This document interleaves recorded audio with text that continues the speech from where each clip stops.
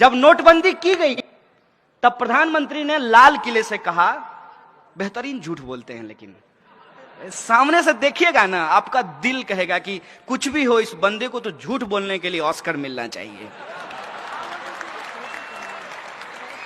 Mic पे खड़ा होकर के उन्होंने कहा कि नोटबंदी के बाद 3 लाख करोड़ रुपया काला धन वापस आया है।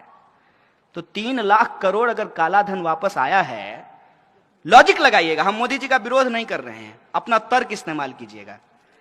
तो मेट्रो बनाने के लिए 1 लाख करोड़ जापान से कर्जा लेने की जरूरत है? सोचिए ना सर, सोचिए, समझ में आ जाएगा।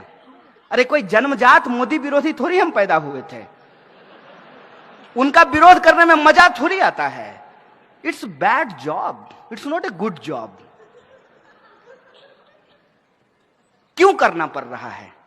इसलिए करना पड़ रहा है कि बाप दादे ने जो पेड़ लगाए थे उसका मजा हमने लिया। इस देश में यदि बाबा साहब भीमराव अंबेडकर का संविधान नहीं होता तो इस देश में पब्लिक एजुकेशन पे पैसा खर्च नहीं होता, और पब्लिक एजुकेशन के भीतर एक ही बेंच पे ब्राह्मण और दलित का बच्चा एक साथ बैठ करके पढ़ाई नहीं कर रहा होता। यह है संविधान की ताकत। यह संविधान किसी एक जाति, किसी एक धर्म के लिए नहीं है, यह संविधान इस देश के लिए है, और देश देश के लोगों से बनता है, तो लोगों के हक और अधिकार के लिए है, न्याय और बराबरी के लिए है। ये जो संविधान की ताकत है, उससे जो हमने पढ़ाई की है, ये हमारी जिम्मेवारी है कि हम इसकी रक्षा करें। उसी प्रोसेस में आप ये देखिए कि 1 लाख करोड़ रुपया कर्जा ये ले लिए हैं। नारा क्या लगा रहे हैं? Made in India. वाह गुरुजी, कहते हैं मेड इन इंडिया। नागपुर में मेट्रो बन रहा है, कंपनी का नाम पढ़े हैं? कहां की कंपनी है? चाइना की है। आप सब लोग देशद्रोही हैं। कहां की कंपनी है? अभी आप सब लोग भी चाइना बोल रहे हैं। आप जी न्यूज क्यों नहीं देखते हैं? आप लोग जी न्यूज देखा कीजिए। यह है मेक इन इंडिया। क्या इस देश की किसी कंपनी के पास इतना स्किल नहीं था क्या?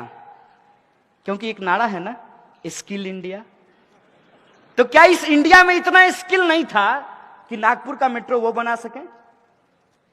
नहीं था इनके हिसाब से, क्योंकि ये स्किल इंडिया नहीं है, इसका एस साइलेंट है, यह है एक्चुअली किल इंडिया।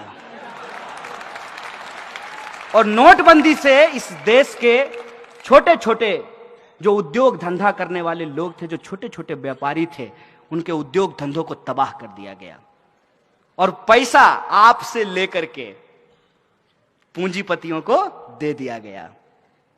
और जब आरबीआई ने कहा कि इससे ज्यादा नहीं कर सकते भाई, सितार के तार को इतना ही खींचिए जितना में सुर भी निकले, ऐसा ना हो कि टूट जाए। उर्जित पटेल कहा ओके बाय बाय। यह है इस देश के इंस्टीट्यूशन की हालत। एक एक इंस्टीट्यूट को आप उठा करके देख लीजिए। आप चुनाव आयोग को देख लीजिए, आप सीबीआई को देख लीजिए, आप आरबीआई को देख लीजिए, और आप पब्लिक सेक्टर यूनिट जो है उसकी स्थिति देख लीजिए।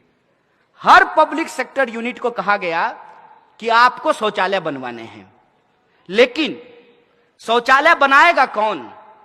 आरएसएस के 600 संगठन हैं, 600, और किसी को ठेका नहीं देना है। किसको देना है? यदा सदा वत्सल्य, सुबह सुबह जो जाकर के करेंगे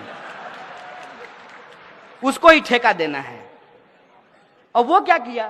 वो सुबह में बाथरूम बनाया, शाम में लेकर के घर गया। हम तो पूछना बंद कर दिए हैं कि 15 लाख हमारे खाते में आया कि नहीं आया। हम तो सिर्फ ये सरकार से जानना चाहते हैं कि जो बाथरूम आपने बनवाया उसमें पानी आता है कि नहीं आता है। जब लोगों को जोर से आ जाए तो पानी मिलेगा कि नहीं मिलेगा, हम तो ये पूछना चाहते हैं। किसी चीज का कोई हिसाब नहीं है।